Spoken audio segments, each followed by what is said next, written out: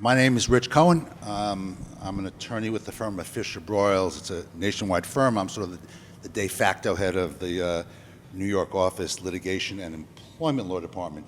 I'm here to talk about pretty much emerging issues in the employment field. It's important here because with every industry, this is something that employers don't look at very carefully, their workforce.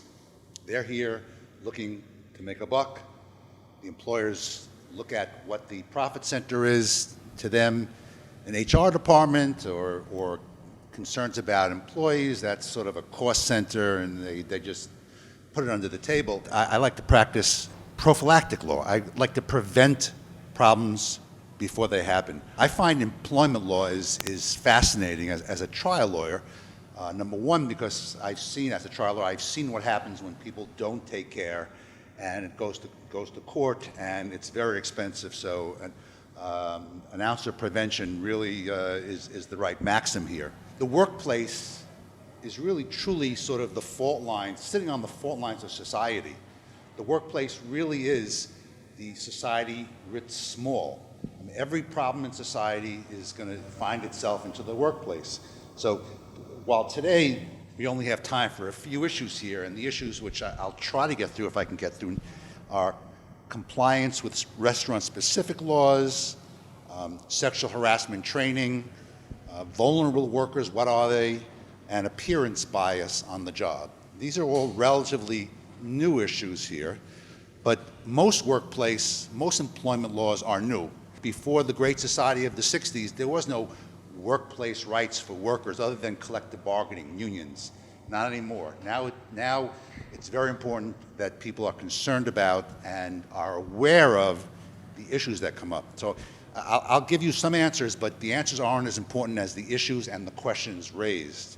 You can find a lot of the answers online, but you've got to be aware of the issues here. People here who are business owners, anyone here have an HR department? Not a one. One person. An HR person. Okay. Well, then, like a lot of startups that I counsel, that you have to be very aware. Okay. You have to be able to identify issues more so. I tell people who are in startups that, in fact, when you get a little more money, you'll be able to train someone to be a part-time HR person. Maybe the cashier, maybe someone who sits in the management room. Someone will be trained to sort of do some HR work. Once you get bigger, you'll have a full-time person, then maybe even a department, etc. But right now, without those resources, you're on your own. Yes, there are people who you can outsource to. I know people who are former HR in-house people, and they have outsourcing companies now. If anyone wants the name of anyone, I think it's a good thing for them. It's a good thing for you to have that resource. People who can help set up payment processes, get you the appropriate workplace signage that's necessary under the various laws, employee manuals, which are very important, and be aware of all the compliance issues that go along with running a business. A lot of the new laws now, where it used to be that they only had an effect on workplaces with more than 50 people, a lot of new laws in New York State now don't even have the old requirement of 4 people. Anyone, you have one worker, you're subject to the laws. So you should always have some access to some resource here. With respect to the compliance with various specific workplace laws and regulations involving restaurants, involving food service, involving hospitality, one is to recognize that you're a public accommodation. As such, you are subject to all the laws that apply to any other public accommodation or any other facility that's open to the public that anyone can go into. You're not a private club unless you are a private club. Then you're not subject to some of this. Number two, there are issues, what's called misclassification. You might have heard about this. This is a big issue.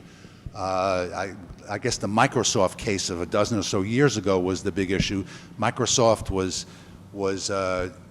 converting all their employees into independent contractors. They didn't change the nature of the work. They just called them that. So they didn't have to pay Social Security tax. They didn't have to pay workers' comp. They didn't have to provide sick leave, etc. Okay.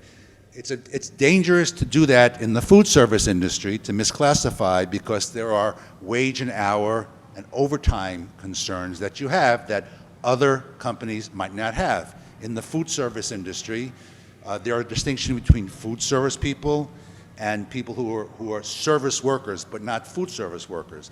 There's a minimum wage that's important. You have to be aware you have overtime issues.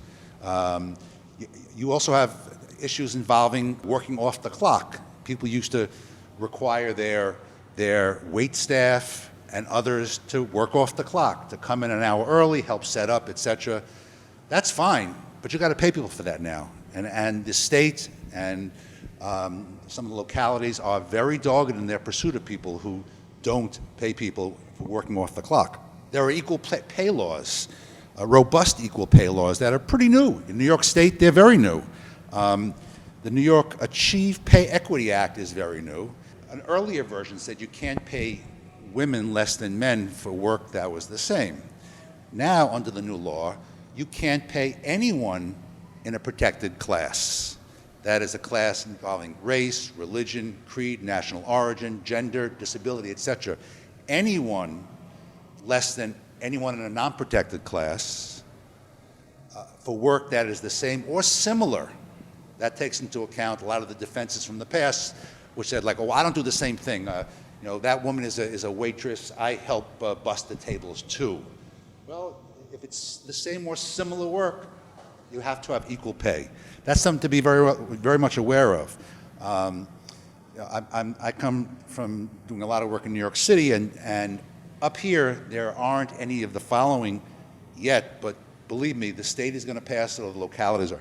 There's things called ban the box. You can't ask about pay history.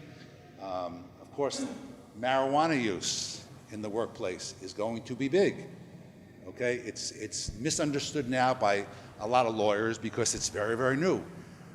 It's becoming legal.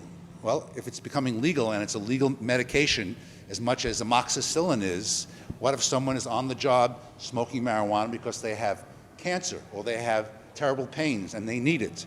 Well, are they high? Are they not? Can they do the job? Does it affect their performance? All these are issues you have to be aware of. There are child labor laws, and which leads me to the second large or overwhelming topic, I think, which is sexual harassment. Okay, everyone knows that in the Me Too era, you want to call it the Harvey Weinstein era, the Jeffrey Epstein era, that sexual harassment is on the front page all the time. Nothing can cripple a business, kill your reputation more than allegations of sexual harassment, even if they're unfounded. Okay, what does that mean? That means that, number one, you should always have had sexual harassment training. But now it's required in New York City and in New York State, no matter what the size of the workplace is, you have to have sexual harassment training. I do that all the time. This is like the Lawyers Relief Act. I mean, everyone has to have sexual harassment training, so my colleagues and myself, we have to turn down gigs to train people because everyone needs it to be done.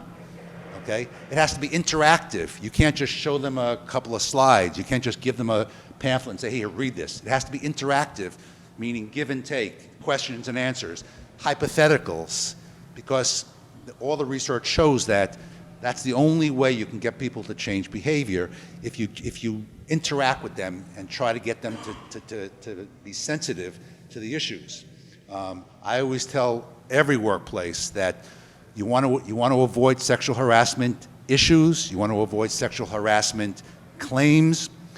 If you have a happy workplace, number one, that is key. What does that mean? Well, number one, it's top-down modeling of good behavior, of respect. To me, I think that's the most important thing I've seen from all the cases that over 40 plus years. If you have a respectful workplace where from the top down, from the top person, the chairman of the board, the president, the owner, from the top down, you don't tolerate things that are improper, illegal, and constitute harassment. I wanted to talk about vulnerable workers. It's very important in the workplace. The EEOC, which is the federal agency which deals with complaints of discrimination in the workplace. They are on a tear to protect vulnerable workers. Who are vulnerable workers? Those in the workplace who lack power, who perhaps don't speak English or don't speak very well. They maybe have immigration issues or work in isolated areas. A lot of the cases involve farm workers who work in the fields, people who work in isolated parts of warehouses, and, not coincidentally, restaurants in the hospitality industry. This is important. I would say a quarter to a third of the cases I see involving sexual harassment and vulnerable workers are people like waitstaff, waitresses, who are harassed by not only their coworkers or the owners, people who have power over them, but by clients, customers who feel they have power over them because they can withhold tips. It's important that from the top down, you say that you're not going to allow this. And of course, again, everyone has to have sexual harassment training once a year. So that's very important. Vulnerable workers. There's things that are taking place now, technology being used to help this. One is panic buttons. A lot of women who work cleaning rooms in hotels in the hospitality industry have panic buttons. They press a button, it rings in a security office if they're being harassed or assaulted in an isolated room somewhere in the hotel. The last issue here, which I think is very important, is the interplay between religion and appearance and the workplace. Religion and religious rights is very, very big these days for various reasons, both political and cultural. And you have to understand that things that you think might be okay, like a lookism policy. Abercrombie and Fish had that, where everyone had to look a certain way. What did that mean? Young people, good-looking people, thin people. That might very well violate the discrimination laws. There's no lookism, anti-lookism law, but if someone's heavy, morbidly obese, that might be a disability, so that might invoke some of the laws here. Religion, a woman wears a hijab, or someone has dreadlocks, or other clothes or grooming habits which are religiously mandated for their religion and for which they have a genuine belief. You might feel like you're within your rights to say you can't wear that, you got to wear the same uniform as everyone else. Not so if there's a religious reason. Okay.